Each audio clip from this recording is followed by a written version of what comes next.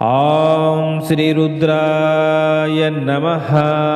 आज आप दिव्य मृत संजीवनी कवच श्रवण करने वाले हैं। कहा जाता है कि इस दिव्य कवच के प्रयोग से मरते हुए व्यक्ति के प्राण बचाए जा सकते हैं। मृत संजीवनी कवच श्रवण करने मात्र से समस्त प्रकार की रोग बाधा शांत होती है, समस्त प्रकार की नकारात्मक शक्तियों से मुक्ति मिलती है और नकारात्मक शक्ति जैसे कि भूत प्रेत बाधा, तंत्र बाधा, शत्रु के द्वारा भेजी गई कोई प्रकार की बाधा हो, उसके द्वारा शरीर में तमाम प्रकार की व्याधियां उत्पन्न होती हैं, रोग व्याधियां उत्पन्न होती हैं, उन सब व्याधियों से हमें मुक्ति मिल जाती है। यह मृत संजीवनी कवच समस्त प्रकार के शत्रुओं से भी हमारी रक्षा करता है। कहा जाए तो हर दिशा से, हर कोण से हमारी सुरक्षा करता है। हर प्रकार की बुरी व्याधि, शत्रु घात, संकट, विघ्न, विपत्ति, रोग बाधा, ग्रह बाधा, समस्त प्रकार की बाधाओं से हमारी रक्षा करता है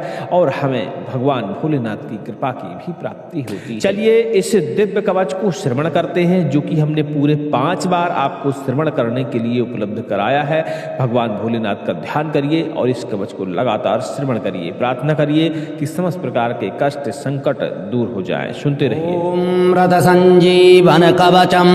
एवमाराध्य गौरीशं देवं मृत्युञ्जयेश्वरं व्रत संजीवनं नाम्ना कवचं प्रजपेन्सदा सारात् सारतरं पुण्यं गुह्यात् गुह्यतरं शुभं महादेवस्य कवचं व्रत संजीवनाभिधं समाहितमना भूत्वा शृणुष्व कवचं शुभं श्रुत्वैतद्दिव्य कवचं रहस्यं कुरु सर्वदा वराभयकरो यज्वा सर्वदेवनिषेवितः मृत्युञ्जयो महादेवः प्राच्यां पातु मां सर्वदा ददान शक्तिमभयां त्रिमुखः षड्भुजः प्रभुः सदाशिवो अग्निरूपी ममाग्नेयां पातु सर्वदा अष्टादशभुजोपेतो दण्डाभयकरो विभुः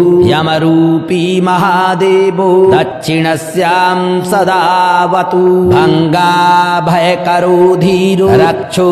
गणनिषेवितः रक्षोरूपी महेशो मां नैऋत्यां सर्वदावतु आशाभयभुजः सर्व रत्नाकरनिषेवितः वरुडात्मा महादेव पश्चिमो मां सदावतु गदाभयङ्करः प्राणनायक सर्वदा गतिः वायव्यां मारुतात्मा मां शङ्करः पातु सर्वदा शङ्काभयकरस्यो नायकः परमेश्वरः सर्वात्मन्तरदिग्भागे पातु मां शङ्कर प्रभुः शूलाभयङ्करः सर्वविद्यामधिनायकः ईशानात्मा तथैशान्यां पातु मां परमेश्वरः ऊर्ध्वभागे ब्रह्मरूपी विश्वात्माधः सदावतु शिरो मे शङ्कर पातु ललाटं चन्द्रशेखरः भ्रुमध्यं सर्वलोके सस्त्रिनेत्रो लोचने बत भ्रुयुगमं गिरिशः पातु करणौ पातु महेश्वरः नासिकां मे महादेव ओष्ठौ पातु वृषध्वजः जिह्वां मे दक्षिणामूर्तिर्दन्तान् मे गिरिशोऽवतु मृत्युञ्जयो मुखं पातु कण्ठं मे नागभूषणः पिनाकी मत्करौ पातु त्रिशूलीहृदयं मम पञ्चवक्त्रः स्तनौ पातु उदरं जगदीश्वर नाभिं पातु विरूपाक्षः हार्शौ मे पार्वतीपति कटिद्वयं गिरीशो मे उष्टं मे प्रमथाधिपः गुह्यं महेश्वरः पातु मामोरु पातु भैरवः जानुनी मे जगद्धर्ता जङ्घे मे जगदम्बिका आदौ मे सततं पातु लोकवन्द्यः सदा शिवः गिरीशः पातु मे भार्या भवः पातु सुतान् मम मृत्युञ्जयो ममायुष्यं चित्तं मे गणनायकः सर्वाङ्गं मे सदा पातु कालकालः सदा शिवः एतत्ते कवचं पुण्यं देवतानां च दुर्लभं व्रतसञ्जीवनं नाम्ना महादेवेन कीर्तितं सहस्रावर्तनं चास्य पुरश्चरणमीरितं यः पठेत् शृणुयान्नित्यं श्रावयेत् सुसमाहितः सकाले मृत्युं निर्जित्य सदायुष्यं समश्नुते हस्तेन वा यदा स्पृष्ट्वा व्रतं सञ्जीवयत्यसौ आधयो व्याधयस्तस्य न भवन्ति कदाचन कालमृत्युमपि प्राप्तमसौ जयति सर्वदा अणिमादिगणैश्वर्यं लभते मानवोत्तमः यद्वारम्भे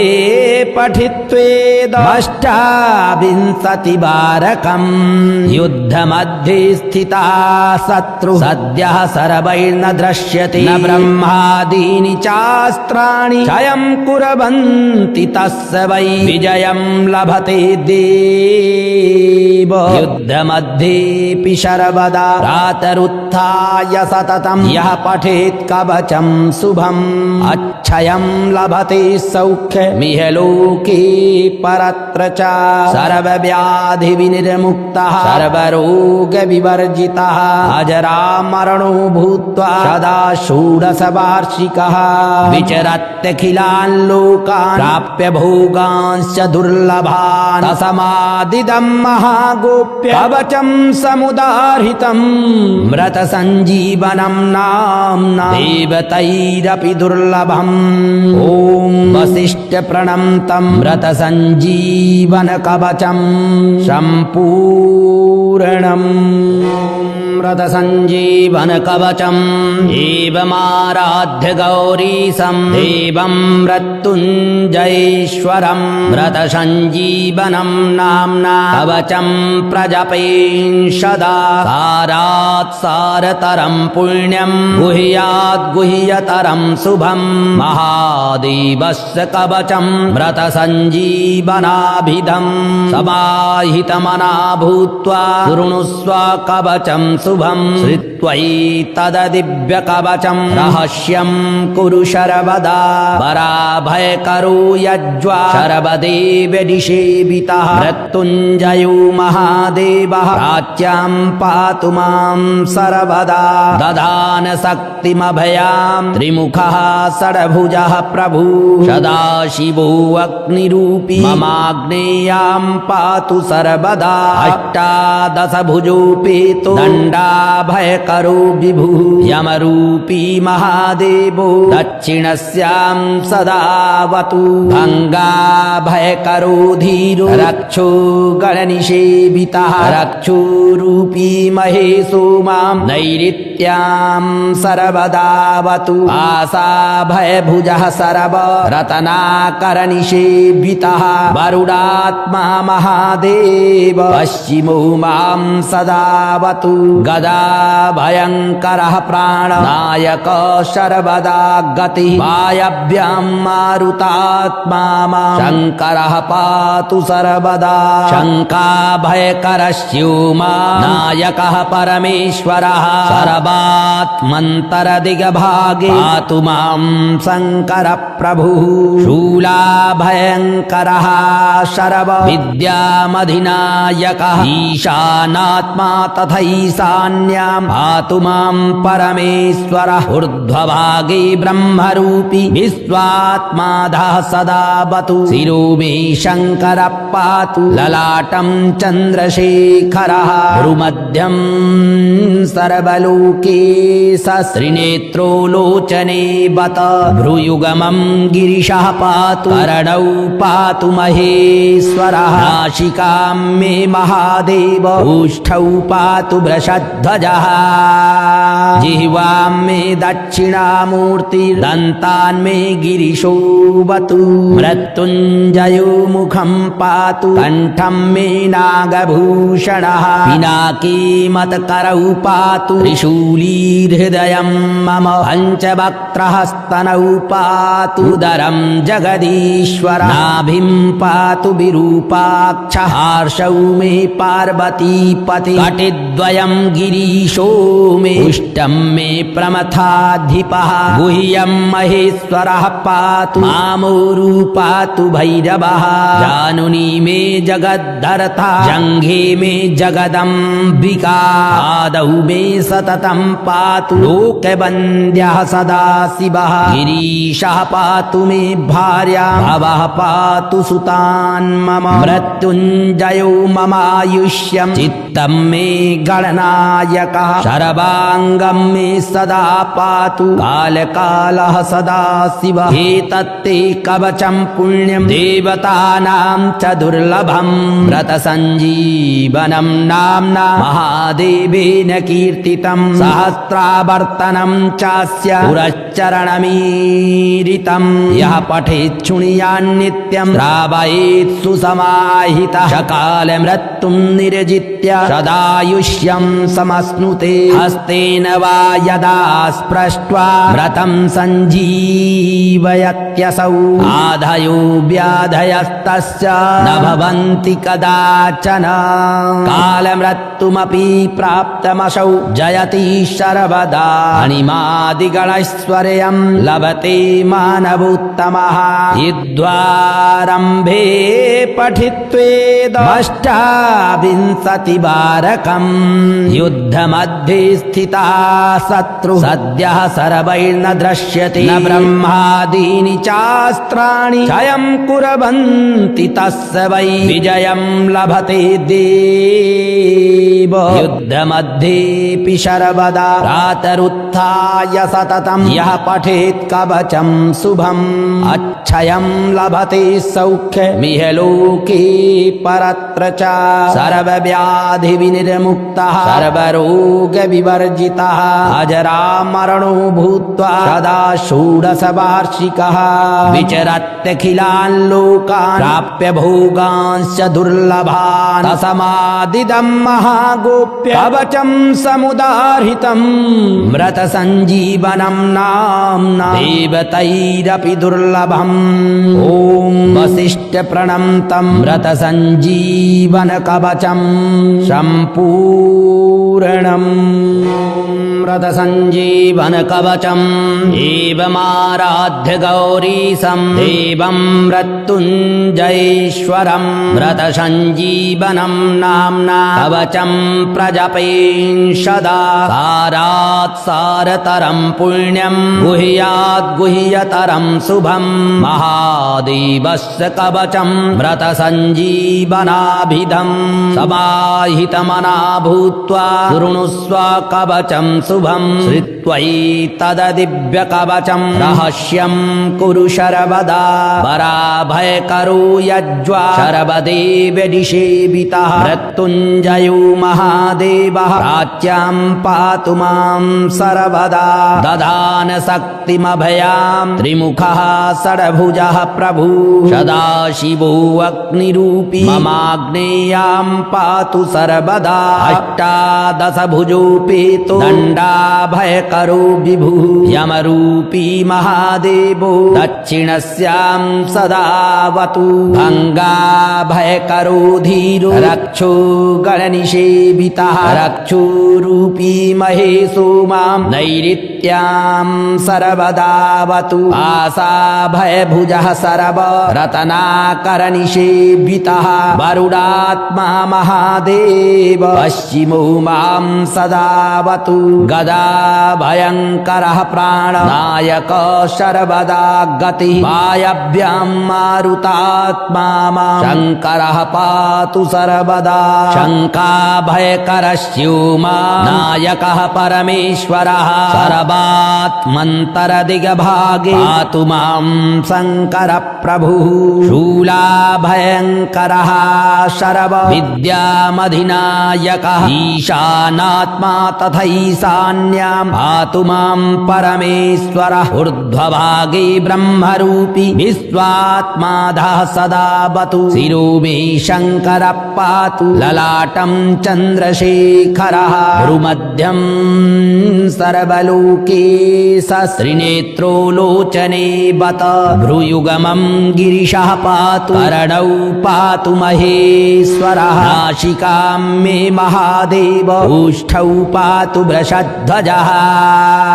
जिह्वां मे दक्षिणामूर्तिर्दन्तान् मे गिरिशो बतु मृत्युञ्जयो मुखं पातु कण्ठं मे नागभूषणः पिनाकी मत्करौ पातु त्रिशूलीर्हृदयं मम पञ्चवक्त्रहस्तनौ पातु उदरं जगदीश्वर नाभिं पातु विरूपाक्षः हार्षौ मे पार्वतीपति कटिद्वयं गिरीशो मे उष्टं मे प्रमथाधिपः गुह्यं महेश्वरः पातु मामोरु पातु भैरवः जानुनी मे जगद्धर्ता जङ्घे मे जगदम्बिका आदौ मे सततं पातु लोकवन्द्यः सदा शिवः गिरीशः पातु मे भार्या भवः पातु सुतान् मम मृत्युञ्जयो ममायुष्यं चित्तं मे गणनायकः शरवाङ्गं मे सदा पातु कालकालः सदा शिवः एतत्ते कवचं पुण्यं देवतानां च दुर्लभं व्रतसञ्जीवनं नाम्ना महादेवेन कीर्तितं सहस्रावर्तनं चास्य पुरश्चरणमीरितं यः पठेत् शृणुयान्नित्यं श्रावयेत् सुसमाहितः सकाल मृत्युं निर्जित्य सदायुष्यं समश्नुते हस्तेन वा यदा स्पृष्ट्वा व्रतं सञ्जीवयत्यसौ आधयो व्याधयस्तस्य न भवन्ति कदाचन कालमृत्युमपि प्राप्तमसौ जयति सर्वदा अणिमादिगणैश्वर्यं लभते मानवोत्तमः यद्वारम्भे पठित्वेदष्टाविंशतिवारकं युद्धमध्ये स्थितः शत्रु सद्यः सर्वैर्न दृश्यते न ब्रह्मादीनि चास्त्राणि क्षयं कुर्वन्ति तस्य वै विजयं लभते देव युद्धमध्येऽपि सर्वदा प्रातरुत्थाय सततं यः पठेत् कवचं शुभम् अक्षयं लभते सौख्यमिह लोके परत्र च सर्वव्याधिविनिर्मुक्तः सर्वरोगविवर्जितः अजरामरणो भूत्वा सदा षोडशवार्षिकः विचरत्यखिलान् लोकान् प्राप्य भोगांश्च दुर्लभान् तस्मादिदं महागोप्य कवचं समुदाहृतं व्रतसञ्जीवनं नाम्ना देवतैरपि दुर्लभम् ॐ वसिष्ठप्रणन्तं व्रतसञ्जीवनकवचं सम्पूर्णम् व्रतसञ्जीवनकवचम् एवमाराध्य गौरीशं देवं मृत्युञ्जयेश्वरं व्रतसञ्जीवनं नाम्ना कवचं प्रजपेन्सदा सारात् सारतरं पुण्यं गुह्यात् गुह्यतरं शुभं महादेवस्य कवचं व्रतसञ्जीवनाभिधं समाहितमना भूत्वा शृणुस्व कवचं शुभं श्रुत्वैतद्दिव्यकवचं रहस्यं कुरु सर्वदा पराभयकरो यज्वा सर्वदेवनिषेवितः मृत्युञ्जयो महादेवः प्राच्यां पातु मां सर्वदा ददान शक्तिमभयां त्रिमुखः षड्भुजः प्रभु सदाशिवो अग्निरूपी ममाग्नेयां पातु सर्वदा अष्टादशभुजोपेतो दण्ड रुद्राभयकरो विभुः यमरूपी महादेवो दक्षिणस्यां सदावतु भङ्गाभयकरो धीरो रक्षो गणनिषेवितः रक्षोरूपी महेशो मां नैऋत्यां सर्वदावतु आशाभयभुजः सर्व रत्नाकरनिषेवितः वरुडात्मा महादेव पश्चिमो मां सदावतु गदाभयङ्करः प्राणनायक सर्वदा गतिः वायव्यां मारुतात्मा मां शङ्करः पातु सर्वदा शङ्काभयकरस्यो नायकः परमेश्वरः सर्वात्मन्तरदिग्भागे पातु मां शङ्कर प्रभुः शूलाभयङ्करः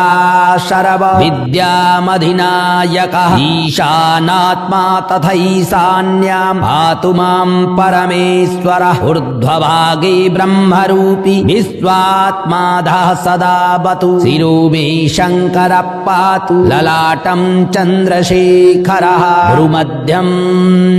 सर्वलोके सस्त्रिनेत्रो लोचने बत भ्रूयुगमं गिरिशः पातु करणौ पातु महेश्वरः नासिकां मे महादेव ओष्ठौ पातु वृषध्वजः जिह्वां मे दक्षिणामूर्तिर्दन्तान् मे गिरिशोऽवतु मृत्युञ्जयो मुखं पातु कण्ठं मे नागभूषणः पिनाकी मत्करौ पातु त्रिशूलीहृदयं मम पञ्चवक्त्रहस्तनौ पातु उदरं जगदीश्वर नाभिं पातु विरूपाक्षः पार्श्वौ मे पार्वतीपति कटिद्वयं गिरीशो मे उष्टं मे प्रमथाधिपः गुह्यं महेश्वरः पातु मामोरु पातु भैरवः जानुनी मे जगद्धर्ता जङ्घे मे जगदम्बिका आदौ मे सततं पातु लोकवन्द्यः सदा शिवः गिरीशः पातु मे भार्या भवः पातु सुतान् मम मृत्युञ्जयो ममायुष्यं चित्तं मे गणनायकः सर्वाङ्गं मे सदा पातु कालकालः सदा शिवः एतत्ते कवचं पुण्यं देवतानां च दुर्लभं व्रतसञ्जीवनं नाम्ना महादेवेन कीर्तितं सहस्रावर्तनं चास्य पुरश्चरणमीरितं यः पठेत् शृणुयान्नित्यं श्रावयेत् सुसमाहितः सकाल मृत्युं निर्जित्य सदायुष्यं समश्नुते हस्तेन वा यदा स्पृष्ट्वा व्रतं सञ्जीवयत्यसौ आधयो व्याधयस्तस्य न भवन्ति कदाचन कालमृत्युमपि प्राप्तमसौ जयति सर्वदा अणिमादिगणैश्वर्यं लभते मानवोत्तमः युद्धारम्भे पठित्वेदष्टाविंशतिवारकं युद्धमध्ये स्थिता शत्रु सद्यः सर्वैर्न दृश्यते न ब्रह्मादीनि चास्त्राणि क्षयं कुर्वन्ति तस्य वै विजयं लभते देव युद्धमध्येऽपि सर्वदा प्रातरुत्थाय सततं यः पठेत् कवचं शुभम् अक्षयं लभते सौख्यमिह लोके परत्र च सर्वव्याधिविनिर्मुक्तः सर्वरोगविवर्जितः अजरामरणो भूत्वा सदा षोडशवार्षिकः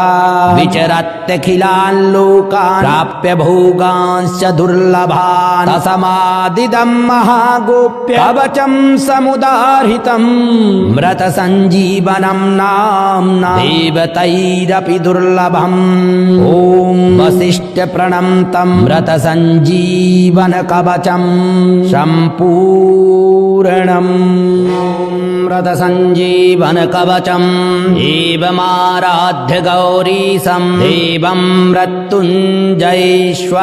मृतसञ्जीवनं नाम्ना कवचं प्रजपेन् सदा सारात् सारतरं पुण्यं गुह्यात् गुह्यतरं शुभं महादेवस्य कवचं मृतसञ्जीवनाभिधं समाहितमना भूत्वा शृणुष्व कवचं शुभं श्रुत्वैतद्दिव्यकवचं रहस्यं कुरु सर्वदा वराभयकरो यज्वा सर्वदेव निषेवितः मृत्युञ्जयो महादेवः प्राच्यां पातु मां सर्वदा ददान शक्तिमभयां त्रिमुखः षड्भुजः प्रभु सदाशिवो अग्निरूपी ममाग्नेयां पातु सर्वदा अष्टादशभुजोपेतो दण्डाभयकरो विभुः यमरूपी महादेवो दक्षिणस्यां सदावतु भङ्गाभयकरो धीरो रक्षो गणनिषेवितः रक्षोरूपी महेशो मां नैऋत्यां सर्वदावतु आशाभयभुजः सर्व रत्नाकरनिषेवितः वरुडात्मा महादेव पश्चिमो मां सदावतु गदाभयङ्करः प्राणनायक सर्वदा गतिः वायव्यां मारुतात्मा मां शङ्करः पातु सर्वदा शङ्काभयकरस्यो नायकः परमेश्वरः सर्वात्मन्तरदिग्भागे पातु मां शङ्कर प्रभुः शूलाभयङ्करः सर्व विद्यामधिनायकः ईशानात्मा तथैशान्यां पातु मां परमेश्वरः ऊर्ध्वभागे ब्रह्मरूपी विश्वात्माधः सदावतु शिरो मे शङ्कर पातु ललाटं चन्द्रशेखरः भ्रुमध्यं सर्वलोके सश्रीनेत्रो लोचने बत भ्रूयुगमं गिरिशः पातु करणौ पातु महेश्वरः नासिकां मे महादेव ओष्ठौ पातु वृषध्वजः जिह्वां मे दक्षिणामूर्तिर्दन्तान् मे गिरिशोऽवतु मृत्युञ्जयो मुखं पातु कण्ठं मे नागभूषणः पिनाकी मत्करौ पातु त्रिशूलीहृदयं मम पञ्चवक्त्रहस्तनौ पातु उदरं जगदीश्वर नाभिं पातु विरूपाक्षः हार्षौ मे पार्वतीपति कटिद्वयं गिरीशो मे उष्टं मे प्रमथाधिपः गुह्यं महेश्वरः पातु मामोरु पातु भैरवः जानुनी मे जगद्धर्ता जङ्घे मे जगदम्बिका आदौ मे सततं पातु लोकवन्द्यः सदा शिवः गिरीशः पातु मे भार्या भवः पातु सुतान् मम मृत्युञ्जयो ममायुष्यं चित्तं मे गणनायकः सर्वाङ्गं मे सदा पातु कालकालः सदा शिवः एतत्ते कवचं पुण्यं देवतानां च दुर्लभं व्रतसञ्जीवनं नाम्ना महादेवेन कीर्तितं सहस्रावर्तनं चास्य पुरश्चरणमीरितं यः पठेत् शृणुयान्नित्यं श्रावयेत् सुसमाहितः सकाल मृत्युं निर्जित्य सदायुष्यं समश्नुते हस्तेन वा यदा स्पृष्ट्वा व्रतं सञ्जीवयत्यसौ आधयो व्याधयस्तस्य न भवन्ति कदाचन कालमृत्युमपि प्राप्तमसौ जयति सर्वदा अणिमादिगणैश्वर्यं लभते मानवोत्तमः युद्धारम्भे पठित्वेदष्टाविंशतिवारकम् युद्धमध्ये स्थिता शत्रु सद्यः सर्वैर्न दृश्यते न ब्रह्मादीनि चास्त्राणि क्षयं कुर्वन्ति तस्य वै विजयं लभते देव युद्धमध्येऽपि सर्वदा प्रातरुत्थाय सततं यः पठेत् कवचं शुभम् अक्षयं लभते सौख्यमिह लोके परत्र च सर्वव्याधिविनिर्मुक्तः सर्वरोगविवर्जितः अजरामरणो भूत्वा सदा षोडशवार्षिकः विचरत्यखिलान् लोकान् प्राप्य भोगांश्च दुर्लभान् तस्मादिदं महागोप्य कवचं समुदाहृतं व्रतसञ्जीवनं नाम्ना देवतैरपि दुर्लभम् ॐ वसिष्ठप्रणन्तं व्रतसञ्जीवनकवचम् सम्पूर्णम्। ओम श्री रुद्राय नमः।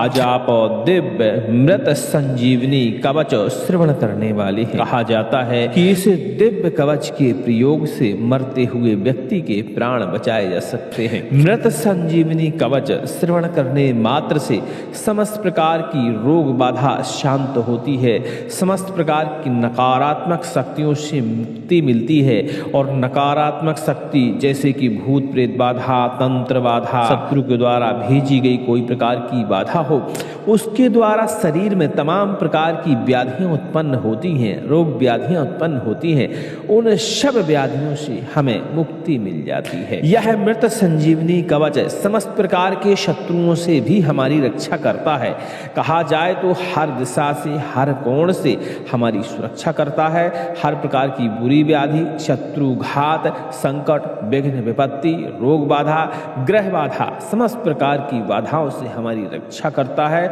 और हमें भगवान भोलेनाथ की कृपा की भी प्राप्ति होती है। चलिए इस दिव्य कवच को श्रवण करते हैं, जो कि हमने पूरे 5 बार आपको श्रवण करने के लिए उपलब्ध कराया है। भगवान भोलेनाथ का ध्यान करिए और इस कवच को लगातार श्रवण करिए। प्रार्थना करिए कि समस्त प्रकार के कष्ट संकट दूर हो जाए। सुनते रहिए। ओम मृत संजीवन कवचम्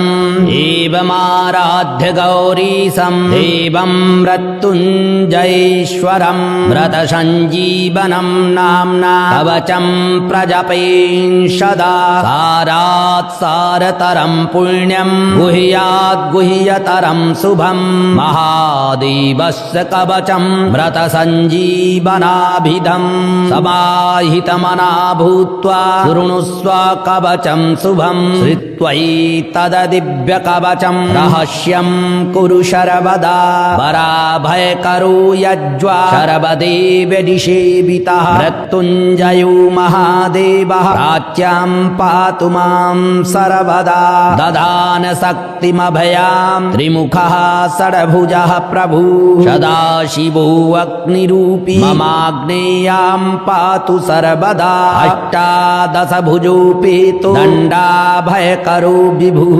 यमरूपी महादेवो दक्षिणस्यां सदावतु भङ्गाभयकरो धीरो रक्षो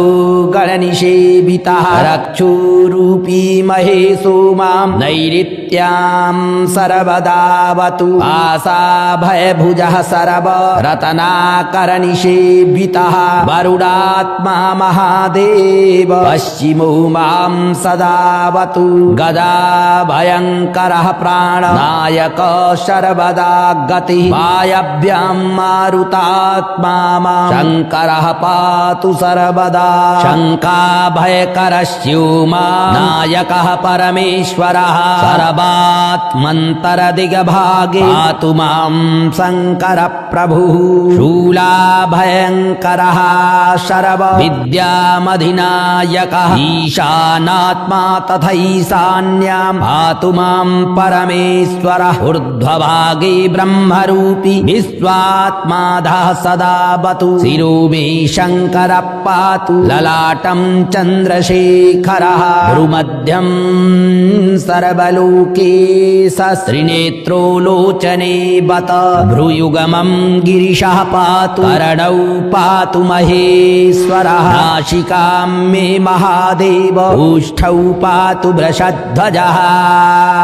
जिह्वां मे दक्षिणामूर्तिर्दन्तान् मे गिरिशोऽवतु मृत्युञ्जयो मुखं पातु कण्ठं मे नागभूषणः पिनाकी मत्करौ पातु त्रिशूलीहृदयं मम पञ्चवक्त्रहस्तनौ पातु उदरं जगदीश्वर नाभिं पातु विरूपाक्षः हार्षौ मे पार्वतीपति कटिद्वयं गिरीशो मे उष्टं मे प्रमथाधिपः गुह्यं महेश्वरः पातु मामोरु पातु भैरवः जानुनी मे जगद्धर्ता जङ्घे मे जगदम्बिका आदौ मे सततं पातु लोकवन्द्यः सदा शिवः गिरीशः पातु मे भार्या भवः पातु सुतान् मम मृत्युञ्जयो ममायुष्यं चित्तं मे गणनायकः सर्वाङ्गं मे सदा पातु कालकालः सदा शिवः एतत्ते कवचं पुण्यं देवतानां च दुर्लभं व्रतसञ्जीवनं नाम्ना महादेवेन कीर्तितं सहस्रावर्तनं चास्य पुरश्चरणमीरितं यः पठेत् शृणुयान्नित्यं श्रावयेत् सुसमाहितः सकाल मृत्युं निर्जित्य सदायुष्यं समश्नुते हस्तेन वा यदा स्पृष्ट्वा व्रतं सञ्जीवयत्यसौ आधयो व्याधयस्तस्य न भवन्ति कदाचन कालमृत्युमपि प्राप्तमसौ जयति सर्वदा अणिमादिगणैश्वर्यं लभते मानवोत्तमः युद्धारम्भे पठित्वेदष्टाविंशतिवारकम् युद्धमध्ये स्थिता शत्रु सद्यः सर्वैर्न दृश्यते न ब्रह्मादीनि चास्त्राणि क्षयं कुर्वन्ति तस्य वै विजयं लभते देव युद्धमध्येऽपि सर्वदा प्रातरुत्थाय सततं यः पठेत् कवचं शुभम् अक्षयं लभते सौख्यमिह लोके परत्र च सर्वव्याधिविनिर्मुक्तः सर्वरोगविवर्जितः अजरामरणो भूत्वा सदा षोडशवार्षिकः विचरत्यखिलान् लोकान् प्राप्य भोगांश्च दुर्लभान् तस्मादिदं महागोप्य कवचं समुदाहृतं व्रतसञ्जीवनं नाम्ना देवतैरपि दुर्लभम् ॐ वसिष्ठप्रणन्तं व्रतसञ्जीवनकवचं सम्पूर्णम् व्रतसञ्जीवनकवचम् एवमाराध्य गौरीशं देवं मृत्युञ्जयेश्वरं व्रतसञ्जीवनं नाम्ना कवचं प्रजपेन् सदा सारात् सारतरं पुण्यं गुह्यात् गुह्यतरं शुभं महादेवस्य कवचं व्रतसञ्जीवनाभिधं समाहितमना भूत्वा शृणुष्व कवचं शुभं श्रुत्वैतद्दिव्यकवचं रहस्यं कुरु सर्वदा पराभयकरो यज्वा सर्वदेवनिषेवितः मृत्युञ्जयो महादेवः प्राच्यां पातु मां सर्वदा दधान शक्तिमभयां त्रिमुखः षड्भुजः प्रभुः सदाशिवो अग्निरूपी ममाग्नेयां पातु सर्वदा अष्टादशभुजोपेतो दण्डाभयकरो विभुः यमरूपी महादेवो दक्षिणस्यां सदावतु भङ्गाभयकरो धीरो रक्षो गणनिषेवितः रक्षोरूपी महेशो मां नैऋत्यां सर्वदावतु आशाभयभुजः सर्व रत्नाकरनिषेवितः वरुडात्मा महादेव पश्चिमो मां सदावतु गदा भयङ्करः प्राणनायक सर्वदा गतिः वायव्यां मारुतात्मा मां शङ्करः पातु सर्वदा शङ्काभयकरस्योमा नायकः परमेश्वरः सर्वात्मन्तरदिगभागे पातु मां शङ्करप्रभुः शूलाभयङ्करः सर्व विद्यामधिनायकः ईशानात्मा तथैशान्यां पातु मां परमेश्वरः ऊर्ध्वभागे ब्रह्मरूपी विश्वात्माधः सदावतु शिरो मे शङ्करः पातु ललाटं चन्द्रशेखरः भ्रुमध्यं सर्वलोकेशस्त्रिनेत्रो लोचने बत भ्रुयुगमं गिरिशः पातु करणौ पातु महेश्वरः नासिकां मे महादेव ओष्ठौ पातु वृषध्वजः वृषध्वजः जिह्वां मे दक्षिणामूर्तिर्दन्तान् मे गिरिशोऽवतु मृत्युञ्जयो मुखं पातु कण्ठं मे नागभूषणः पिनाकी मत्करौ पातु त्रिशूलीर्हृदयं मम पञ्चवक्त्रः स्तनौ पातु उदरं जगदीश्वर नाभिं पातु विरूपाक्षः हार्षौ मे पार्वतीपति कटिद्वयं गिरीशो मे उष्टं मे प्रमथाधिपः गुह्यं महेश्वरः पातु मामोरु पातु भैरवः जानुनी मे जगद्धर्ता जङ्घे मे जगदम्बिका आदौ मे सततं पातु लोकवन्द्यः सदा शिवः गिरीशः पातु मे भार्या भवः पातु सुतान् मम मृत्युञ्जयो ममायुष्यं चित्तं मे गणनायकः शर्वाङ्गं मे सदा पातु कालकालः सदा शिवः एतत्ते कवचं पुण्यं देवतानां च दुर्लभं व्रतसञ्जीवनं नाम्ना महादेवेन कीर्तितं सहस्रावर्तनं चास्य पुरश्चरणमीरितं यः पठेत् शृणुयान्नित्यं श्रावयेत् सुसमाहितः सकाल मृत्युं निर्जित्य सदायुष्यं समश्नुते हस्तेन वा यदा स्पृष्ट्वा व्रतं सञ्जीवयत्यसौ आधयो व्याधयस्तस्य न भवन्ति कदाचन कालमृत्युमपि प्राप्तमसौ जयति सर्वदा अणिमादिगणैश्वर्यं लभते मानवोत्तमः युद्धारम्भे पठित्वेदष्टाविंशतिवारकम् युद्धमध्ये स्थिता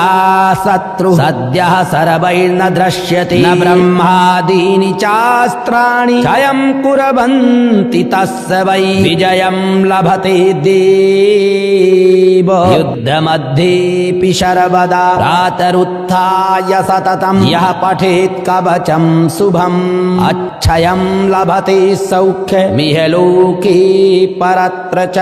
सर्वव्याधिविनिर्मुक्तः सर्वरोगविवर्जितः अजरामरणो भूत्वा सदा षोडशवार्षिकः विचरत्यखिलान् लोकान् प्राप्य भोगांश्च दुर्लभान् तस्मादिदं महागोप्य कवचं समुदाहृतं व्रतसञ्जीवनं नाम्ना देवतैरपि दुर्लभम् ॐ वसिष्ठप्रणन्तं व्रतसञ्जीवनकवचं सम्पूर्णम् व्रतसञ्जीवनकवचम् एवमाराध्य गौरीशं देवं मृत्युञ्जयेश्वरं व्रतसञ्जीवनं नाम्ना कवचं प्रजपेन्सदा सारात् सारतरं पुण्यं गुह्यात् गुह्यतरं शुभं महादेवस्य कवचं व्रतसञ्जीवनाभिधं समाहितमना भूत्वा शृणुस्व कवचं शुभं श्रुत्वैतद्दिव्यकवचं रहस्यं कुरु सर्वदा पराभयकरो यज्वा सर्वदेव निषेवितः मृत्युञ्जयो महादेवः प्राच्यां पातु मां सर्वदा दधान शक्तिमभयां त्रिमुखः षड्भुजः प्रभु सदाशिवो अग्निरूपी ममाग्नेयां पातु सर्वदा अष्टादशभुजोपेतो दण्डाभयकरो विभुः यमरूपी महादेवो दक्षिणस्यां सदावतु भङ्गाभयकरो धीरो रक्षो गणनिषेवितः रक्षोरूपी महेशो मां नैऋत्यां सर्वदावतु आशाभयभुजः सर्व रत्नाकरनिषेवितः वरुडात्मा महादेव पश्चिमो मां सदावतु गदा भयङ्करः प्राणनायक सर्वदा गतिः वायव्यां मारुतात्मा मां शङ्करः पातु सर्वदा शङ्काभयकरस्योमा नायकः परमेश्वरः सर्वात्मन्तरदिग्भागे पातु मां शङ्कर प्रभुः शूलाभयङ्करः सर्वविद्यामधिनायकः ईशा प्रधानात्मा तथैशान्यां पातु मां परमेश्वरः ऊर्ध्वभागे ब्रह्मरूपी विश्वात्माधः सदा बतु शिरो मे शङ्करः पातु ललाटं चन्द्रशेखरः भ्रुमध्यं सर्वलोकेशस्त्रिनेत्रो लोचने बत भ्रूयुगमं गिरिशः पातु करणौ पातु महेश्वरः नासिकां मे महादेव ओष्ठौ पातु वृषध्वजः जिह्वां मे दक्षिणामूर्तिर्दन्तान् मे गिरिशो बतु मृत्युञ्जयो मुखं पातु कण्ठं मे नागभूषणः पिनाकी मत्करौ पातु त्रिशूलीर्हृदयं मम पञ्चवक्त्रहस्तनौ पातु उदरं जगदीश्वर नाभिं पातु विरूपाक्षः हार्षौ मे पार्वतीपति कटिद्वयं गिरीशो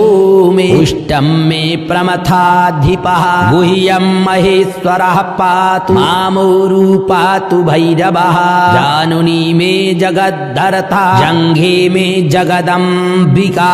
आदौ मे सततं पातु लोकवन्द्यः सदा शिवः गिरीशः पातु मे भार्या भवः पातु सुतान् मम मृत्युञ्जयो ममायुष्यं चित्तं मे गणनायकः शरवाङ्गं मे सदा पातु कालकालः सदा शिवः एतत्ते कवचं पुण्यं देवतानां च दुर्लभं व्रतसञ्जीवनं नाम्ना महादेवेन कीर्तितं सहस्रावर्तनं चास्य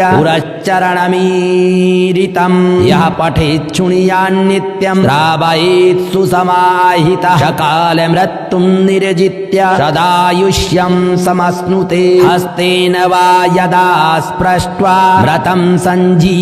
सञ्जीवयत्यसौ आधयो व्याधयस्तस्य न भवन्ति कदाचन कालमृत्युमपि प्राप्तमसौ जयति सर्वदा अणिमादिगणैश्वर्यं लभते मानवोत्तमः युद्धारम्भे पठित्वेदष्टाविंशतिवारकं युद्धमध्ये स्थितः शत्रु सद्यः सर्वैर्न दृश्यते न ब्रह्मादीनि चास्त्राणि क्षयं कुर्वन्ति तस्य वै विजयं लभते देव युद्धमध्येऽपि सर्वदा प्रातरुत्थाय सततं यः पठेत् कवचं शुभम् अक्षयं लभते सौख्यमिह लोके परत्र च सर्वव्याधिविनिर्मुक्तः सर्वरोगविवर्जितः अजरामरणो भूत्वा सदा षोडशवार्षिकः विचरत्यखिलान् लोकान् प्राप्य भोगांश्च दुर्लभान् तस्मादिदं महागोप्य कवचं समुदाहृतं व्रतसञ्जीवनं नाम्ना देवतैरपि दुर्लभम् ॐ वसिष्ठप्रणन्तं व्रतसञ्जीवनकवचं सम्पूर्णम् व्रतसञ्जीवनकवचम् एवमाराध्य गौरीशं देवं मृत्युञ्जयेश्वरं व्रतसञ्जीवनं नाम्ना कवचं प्रजपेन्सदा सारात् सारतरं पुण्यं गुह्यात् गुह्यतरं शुभं महादेवस्य कवचं व्रतसञ्जीवनाभिधं समाहितमना भूत्वा शृणुस्व कवचं शुभं श्रुत्वैतद्दिव्यकवचं रहस्यं कुरु सर्वदा पराभयकरो यज्वा सर्वदेवनिषेवितः मृत्युञ्जयो महादेवः प्राच्यां पातु मां सर्वदा ददान शक्तिमभयां त्रिमुखः षड्भुजः प्रभु सदाशिवो अग्निरूपी ममाग्नेयां पातु सर्वदा अष्टादशभुजोपेतो दण्ड रुद्राभयकरो विभुः यमरूपी महादेवो दक्षिणस्यां सदावतु भङ्गाभयकरो धीरो रक्षो गणनिषेवितः रक्षोरूपी महेशो मां नैऋत्यां सर्वदावतु आशाभयभुजः सर्व रत्नाकरनिषेवितः वरुडात्मा महादेव पश्चिमो मां सदावतु गदाभयङ्करः प्राणनायक सर्वदा गतिः वायव्यां मारुतात्मा मां शङ्करः पातु सर्वदा शङ्काभयकरस्यो नायकः परमेश्वरः सर्वात्मन्तरदिग्भागे पातु मां शङ्कर प्रभुः शूलाभयङ्करः सर्वविद्यामधिनायकः ईशानात्मा तथैशान्यां पातु मां परमेश्वरः ऊर्ध्वभागे ब्रह्मरूपी विश्वात्माधः सदावतु शिरो मे शङ्करः पातु ललाटं चन्द्रशेखरः भ्रुमध्यं सर्वलोके सस्त्रिनेत्रो लोचने बत भ्रूयुगमं गिरिशः पातु करणौ पातु महेश्वरः नासिकां मे महादेव ओष्ठौ पातु वृषध्वजः जिह्वां मे दक्षिणामूर्तिर्दन्तान् मे गिरिशोऽवतु मृत्युञ्जयो मुखं पातु कण्ठं मे नागभूषणः पिनाकी मत्करौ पातु त्रिशूलीहृदयं मम पञ्चवक्त्रहस्तनौ पातु उदरं जगदीश्वर नाभिं पातु विरूपाक्षः पार्श्वौ मे पार्वतीपति कटिद्वयं गिरीशो मे उष्टं मे प्रमथाधिपः गुह्यं महेश्वरः पातु मामोरु पातु भैरवः जानुनी मे जगद्धर्ता जङ्घे मे जगदम्बिका आदौ मे सततं पातु लोकवन्द्यः सदा शिवः गिरीशः पातु मे भार्या भवः पातु सुतान् मम मृत्युञ्जयो ममायुष्यं चित्तं मे गणनायकः शर्वाङ्गं मे सदा पातु कालकालः सदा शिवः एतत्ते कवचं पुण्यं देवतानां च दुर्लभं व्रतसञ्जीवनं नाम्ना महादेवेन कीर्तितं सहस्रावर्तनं चास्य पुरश्चरणमीरितं यः पठेत् शृणुयान्नित्यं श्रावयेत् सुसमाहितः सकाल मृत्युं निर्जित्य सदायुष्यं समश्नुते हस्तेन वा यदा स्पृष्ट्वा व्रतं सञ्जीवयत्यसौ आधयो व्याधयस्तस्य न भवन्ति कदाचन कालमृत्युमपि प्राप्तमसौ जयति सर्वदा अणिमादिगणैश्वर्यं लभते मानवोत्तमः यद्वारम्भे पठित्वेदष्टाविंशतिवारकं युद्धमध्ये स्थिता शत्रु सद्यः सर्वैर्न दृश्यते न ब्रह्मादीनि चास्त्राणि क्षयं कुर्वन्ति तस्य वै विजयं लभते देव युद्धमध्येऽपि सर्वदा प्रातरुत्थाय सततं यः पठेत् कवचं शुभम् अक्षयं लभते सौख्यमिह लोके परत्र च सर्वव्याधिविनिर्मुक्तः सर्वरोगविवर्जितः अजरामरणो भूत्वा सदा षोडशवार्षिकः विचरत्यखिलान् लोकान् प्राप्य भोगांश्च दुर्लभान् असमादिदं महागोप्य कवचं समुदाहृतं मृतसञ्जीवनं नाम्ना देवतैरपि दुर्लभम् ॐ वसिष्ठप्रणन्तं मृतसञ्जीवनकवचं सम्पूर्णम् मृतसञ्जीवनकवचम् एवमाराध्य गौरीशं देवं मृत्युञ्जयेश्वरं मृतसञ्जीवनं नाम्ना कवचं प्रजपेन्सदा सारात् सारतरं पुण्यं गुह्यात् गुह्यतरं शुभं महादेवस्य कवचं मृतसञ्जीवनाभिधं समाहितमना भूत्वा शृणुष्व कवचं शुभं श्रुत्वैतद्दिव्यकवचं रहस्यं कुरु सर्वदा वराभयकरो यज्वा सर्वदेव निषेवितः मृत्युञ्जयो महादेवः प्राच्यां पातु मां सर्वदा ददान शक्तिमभयां त्रिमुखः षड्भुजः प्रभु सदाशिवो अग्निरूपी ममाग्नेयां पातु सर्वदा अष्टादशभुजोपेतो दण्डाभयकरो विभुः यमरूपी महादेवो दक्षिणस्यां सदावतु भङ्गाभयकरो धीरो रक्षो गणनिषेवितः रक्षोरूपी महेशो मां नैऋत्यां सर्वदावतु आशाभयभुजः सर्व रत्नाकरनिषेवितः वरुडात्मा महादेव पश्चिमो मां सदावतु गदाभयङ्करः प्राणनायक सर्वदा गतिः वायव्यां मारुतात्मा मां शङ्करः पातु सर्वदा शङ्काभयकरस्यो नायकः परमेश्वरः सर्वात्मन्तरदिग्भागे पातु मां शङ्कर प्रभुः शूलाभयङ्करः सर्व विद्यामधिनायकः ईशानात्मा तथैशान्यां पातु मां परमेश्वरः ऊर्ध्वभागे ब्रह्मरूपी विश्वात्माधः सदावतु शिरो मे शङ्करः पातु ललाटं चन्द्रशेखरः भ्रुमध्यं सर्वलोके सश्रीनेत्रो लोचने बत भ्रूयुगमं गिरिशः पातु करणौ पातु महेश्वरः नासिकां मे महादेव ओष्ठौ पातु वृषध्वजः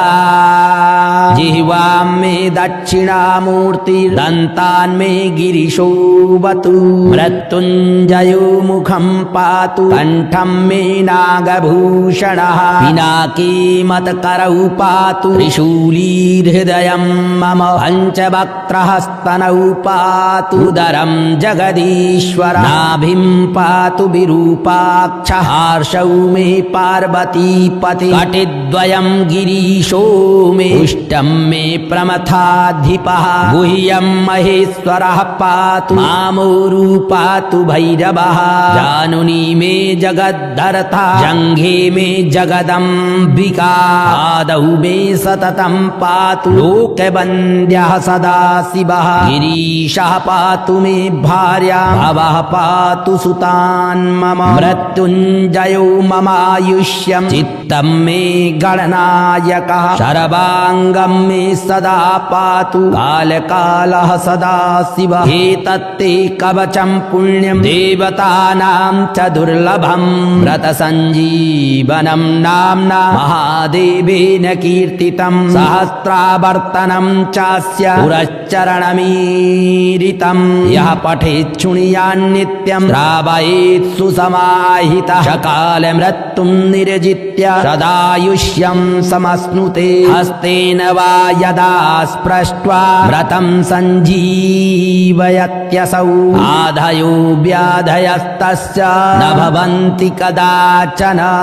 कालमृत्युमपि प्राप्तमसौ जयति सर्वदा अणिमादिगणैश्वर्यं लभते मानवोत्तमः युद्धारम्भे पठित्वेदष्टाविंशतिवारकम् युद्धमध्ये स्थिता शत्रु सद्यः सर्वैर्न दृश्यते न ब्रह्मादीनि चास्त्राणि क्षयं कुर्वन्ति तस्य वै विजयं लभते देव युद्धमध्येऽपि सर्वदा प्रातरुत्थाय सततं यः पठेत् कवचं शुभम् अक्षयं लभते सौख्यमिह लोके परत्र च सर्वव्याधिविनिर्मुक्तः